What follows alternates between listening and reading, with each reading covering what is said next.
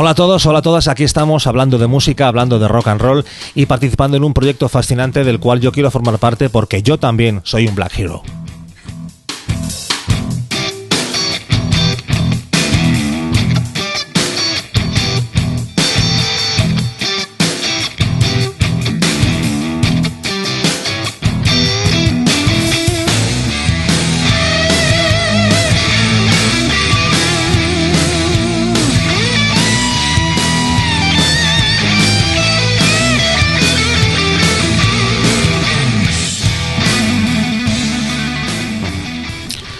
Hola a todos y a todas, soy Mariano Muniesa. Llevo trabajando desde finales de los años 80 en el periodismo musical, he escrito en revistas como Popular 1, he trabajado durante muchos años en la revista Heavy Rock, en Kerrang, en la revista Rock Hard, alemana, hecha aquí en España. Ahora vuelvo a estar otra vez en la Heavy, a nivel radio, pues he hecho varios programas, fundamentalmente quizá el más conocido, el Rockstar, que hice durante mucho tiempo en la cadena 40 Principales, que ahora hago aquí también en mariscalrock.com radio y más recientemente Madrid a 400 vatios, que es el último programa de radio que estoy haciendo en M21. Depende de cada caso y de cada persona. Yo creo sinceramente que a muchísima gente, a mí entre ellos lo puedo decir, a mí la música me cambió la vida. A mí la música me decidió, que me llevó a pensar muy seriamente qué quería hacer con mi vida y qué quería ser. Y la música estuvo ahí. Y yo desde luego, en cuanto tuve 11, 12 años y la música, por así decirlo, y sobre todo el rock, me envenenó, me sacudió con el aguijón y se me metió ahí dentro, desde luego yo tuve clarísimo que no sabía si iba a ser músico, periodista, manager, dealer, lo que fuera, pero desde luego que iba a trabajar en la música. Entonces a mí en este aspecto me la cambió, igual que se la ha cambiado a mucha gente que pues ha decidido coger una guitarra y tocar, que ha decidido empezar a cantar, que ha decidido empezar a hacer radio, en definitiva, que ha volcado un poco todo lo que es su esfuerzo vital en dedicarse a la música. Hay gente a la que no le sucede esto, evidentemente. Ahora, eso sí, yo creo que muchísima gente no podría imaginar su vida sin música. Yo no creo que exista nadie que no pueda asociar una canción, por ejemplo, pues a una chica o a un novio, o que no pueda asociar una canción a un momento de su vida, o que no tenga una banda sonora particular desde la infancia hasta la madurez. Yo creo que en ese aspecto, igual que sí que hay mucha gente a la que la música nos ha cambiado la vida, hay gente a la que no se la ha cambiado quizá profesionalmente o vitalmente hasta un gran extremo, pero desde luego que hay música en sus vidas y que hay momentos siempre claves en la trayectoria de cada persona en las que hay una canción o una música determinada, estoy convencido. Bien, yo es que parto de la base de que en esta cuestión que se nos plantea hay un problema de fondo muy grave, que es la prácticamente nula capacidad que han tenido siempre los músicos, por lo menos aquí en España, para autoorganizarse.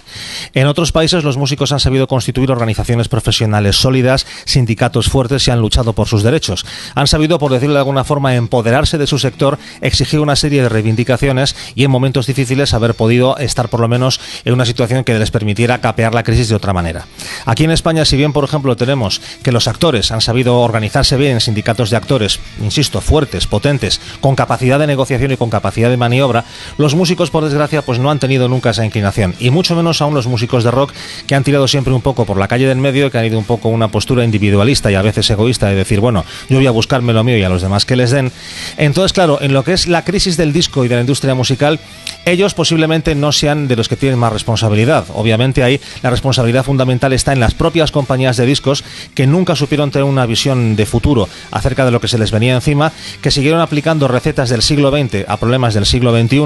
también de las autoridades que no han sabido hacer una política lo suficientemente interesante e inteligente como para proteger los derechos de autor. En definitiva, bueno, pues son varios los factores que se juntan en lo que es la crisis actual del disco y de la música. A los músicos en concreto creo que les corresponde poca responsabilidad, pero sí hay una muy fundamental, que es que mucho de lo que están padeciendo, y no solamente ya en la crisis del disco, sino en todo lo que es la ausencia de derechos laborales, de derechos económicos, toda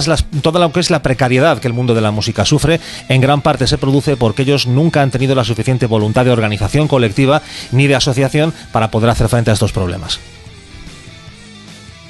Yo estoy absolutamente convencido, y justamente ahora más que nunca, precisamente por la abundancia de información que hay, de la necesidad de lo que se llama en periodismo un prescriptor, es decir, de alguien que en base a su trabajo, a su conocimiento, a las horas que dedica a escuchar música, en definitiva a su labor periodística, está en disposición de hacer un poco esa labor de filtro, porque si no existe ese filtro, si no existe nadie que más o menos pueda orientar a los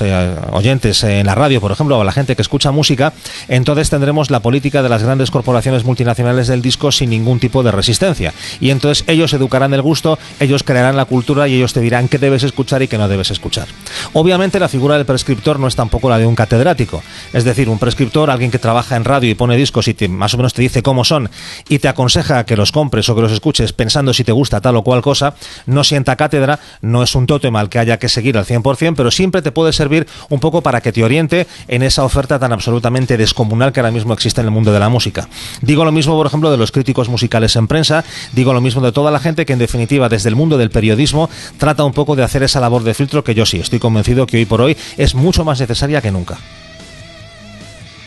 Yo creo que, contrariamente a lo que ocurría hace algunos años, fundamentalmente en la década de los 80 y de los 90, hoy por hoy la música española y en concreto el rock tiene muy buen cartel en el extranjero y hay muchísimas bandas que ya se han situado a unos niveles importantes en lo que es el mercado europeo, por ejemplo. En estos días, por ejemplo, Ángelus Apátrida, que han estado teloneando a Slayer en la Riviera, es una banda que ya firmó desde hace mucho tiempo un contrato con un potente sello internacional, que ya hace giras por todo el mundo y que está situada en el mapa al mismo nivel que pueden estar las bandas anglosajonas, ¿no? Pongo ese ejemplo quizá como el más representativo, pero hay muchos y sobre todo en América Latina hoy por hoy hay una presencia muy importante del rock español. Las bandas están ya haciendo giras cada vez más largas, no solamente por lo que es Colombia, Ecuador, Argentina, sino por ejemplo Mago de Oz. Hoy por hoy yo creo que hacen más actuaciones en Estados Unidos que en Europa, ¿no? Con lo cual yo creo que a ese nivel hemos roto barreras y ya hoy por hoy la presencia de músicos y de grupos españoles en el mercado internacional, bueno, pues es habitual. Quizá lo que ocurre es que aquí en España no nos damos tanta cuenta de eso y no le prestamos la suficiente atención. Es decir, en lo que se decía en alguna de las otras intervenciones, ¿no? Es muy posible que flipemos mucho con los grupos que vienen de fuera y con las bandas que vienen del extranjero, que realmente también, vamos a ver, no hay por qué menospreciarlas. Traen una calidad, traen un bagaje detrás y es música que hay que agradecer que venga y hay que disfrutar. Pero desde luego tenemos que ser conscientes de que la música española está cada vez más implantada en el extranjero, está cada vez con más presencia en los mercados internacionales y sobre todo, quizá para mí la gran asignatura pendiente es que todavía tenemos que construir un puente mucho más sólido y mucho más efectivo entre España y América Latina. El rock español y el rock latinoamericano pueden tener una capacidad enorme de competir a nivel mercado con el rock anglosajón, pero insisto, falta organización, falta sentido de comunidad hispana incluso, falta un sentimiento colectivo de ayudarse, de apoyarse. Los grupos latinoamericanos que vienen no tienen siempre la misma acogida que los españoles cuando van allí y eso es un problema que tenemos que solucionar. Yo creo que el problema de los cambios o la variación de formatos en la música tiene, por así decirlo, dos niveles, dos dimensiones diferentes. Una para mí que es la más grave y la que sinceramente a mí me incomoda más y creo que es más negativa para la música, es la pérdida de calidad técnica de sonido. Es decir, el gran problema, y ya surgió por ejemplo cuando se dio el paso del vinilo al CD. El compact disc necesariamente comprime el sonido de una manera que se pierden matices. Yo el ejemplo que pongo siempre y que para mí es absolutamente sintomático es el de un disco como Sticky Fingers de los Rolling Stones. A mí no me suena igual en absoluto el vinilo que yo compré de 180 gramos hace un montón de tiempo, en los años 70, y que para mí tiene una sonoridad y un encanto especial que cuando luego he escuchado Sticky Fingers en CD. De hecho, yo creo que Sticky Fingers en CD lo habré escuchado 3 veces, no más, porque no me suena igual. Y bueno, y ya si pasamos de eso al MP3, pues más todavía. Es decir, para mí el problema fundamental es la pérdida de calidad e incluso la pérdida de la propia esencia creativa de lo que el músico ha hecho ahí. Neil Young, por ejemplo, se ha negado durante mucho tiempo a que su música esté en Spotify, no porque la gente se la baje o la escuche gratuitamente, sino porque dice, vamos a ver, cuando yo escucho mi música en Spotify hay cosas que se han perdido, hay guitarras que ya no aparecen, hay brillos de batería, hay un trabajo que yo hice en el estudio que el oyente ya no va a apreciar. Con lo cual yo creo que ahí sí que ese es un problema muy grave y a mí por eso me gusta muy poco escuchar música en plataformas. Con respecto a lo que es el formato físico en sí, bueno, tal vez quizá la gente de mi generación o generaciones anteriores sí lo echamos en falta porque nos educamos musicalmente con los discos de vinilo. Y bueno, pues comprarte un disco de vinilo pues era toda una aventura, primero por el mero hecho de ir a comprarlo, el abrirlo, si era un álbum, ver las fotos que había dentro, ver todo lo que conllevaba comprar un disco de vinilo, incluso hasta el ritual de ponerlo, limpiar la aguja, en definitiva, pues todo lo que había alrededor de ese ritual, insisto, de escuchar música. Hay generaciones que eso ya no lo han conocido, por tanto no pueden echarlo de menos. Y entonces, pues digamos que su modus vivendi o su modus operandi habitual para disfrutar de la música es el MP3, es el iPad, es el teléfono móvil, ¿no? Bueno, tristemente han perdido, yo creo, sobre todo calidad, y han perdido, insisto, pues algo añadido que es el hecho de que un disco, evidentemente, pues no es solamente las 7 u 8 canciones que lleva dentro, es todo lo que conlleva pues de trabajo, de diseño. Yo, por ejemplo, siempre también me llama mucho la atención cómo, incluso lo critico a los músicos, cuando editan CDs, intentan hacer portadas y contraportadas como si fueran vinilos y se equivocan porque se pierden los detalles. No puedes pretender que un CD tenga la misma riqueza estilística a nivel de portada que un vinilo, es absolutamente imposible. Entonces, bueno, pues sí, evidentemente hay muchos detalles, si quieres accesorios, pero importantes para quien nos gusta la música, que con los formatos digitales se han perdido. Pero bueno, no sé, quizás esto sea ley de vida. Ya, sinceramente, no sé qué solución tiene eso, a no ser que haya generaciones que redescubran, como está pasando ahora, el tema del vinilo, ¿no? A mí me gusta mucho, por ejemplo, cuando vienen a mi programa de radio grupos muy jóvenes, gente de 20, 21, 22 años que están con sus primeros grupos y que tienen intención de hacer sus discos en vinilo y que quieren sacar discos en vinilo, quizá porque lo han visto en la discoteca de sus padres o porque, bueno, pues han dado cuenta que efectivamente un disco de vinilo tiene mucho más atractivo que una mera lista de Spotify, ¿no? Entonces quizá por ahí venga una posible esperanza.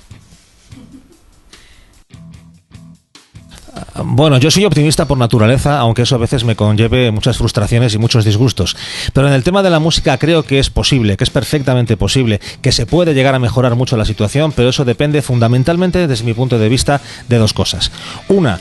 como he dicho en otra pregunta que se me ha hecho en este documental, que los músicos tengan conciencia de que son un sector laboral que necesita defender sus derechos y que tengan capacidad de autoorganizarse, que sean generosos, que no se estén mirando todo el día al ombligo, que no estén pensando exclusivamente en cuánto van a cobrar ellos y en si se cae tal grupo de un festival toco yo por menos dinero, sino que tenga una conciencia colectiva, que exijan unos mínimos, que exijan unas condiciones laborales. A mí sinceramente me parece increíble que los músicos hoy por hoy no estén luchando sinceramente en la calle todos los días, por ejemplo, para que el músico tenga una baja laboral reconocida. Hay enfermedades propias de los músicos, de los cantantes, por ejemplo, que no están reconocidas legalmente como bajas laborales. Los músicos hoy por hoy no tienen derecho a paro, no te hablo ya de pensiones. En el caso de las mujeres, los problemas que puede tener una mujer si se queda embarazada para seguir cantando en una orquesta son tremendos y no hay nadie que le cubra eso, no hay un sindicato que esté realmente apoyando a esas mujeres. Entonces, para mí es absolutamente fundamental para que la música mejore en este país e incluso mejore hasta la concepción social que se tiene de ella a nivel de público, que sean los propios músicos los que se hagan respetar y hagan respetar la música como un ejercicio que por supuesto es un arte, pero también es una profesión y una técnica que necesita ser remunerada y necesita ser protegida por el Estado y por toda la sociedad. Y en ese aspecto para mí hay algo que me gustaría incidir en ello porque creo que puede ser un punto de partida muy interesante. Actualmente en el Congreso de los Diputados se está trabajando a través de una subcomisión parlamentaria que dirige el Grupo Unidos Podemos en la elaboración de un estatuto del artista y del trabajador de la cultura que recoge muchísimas de las reivindicaciones históricas del sector musical.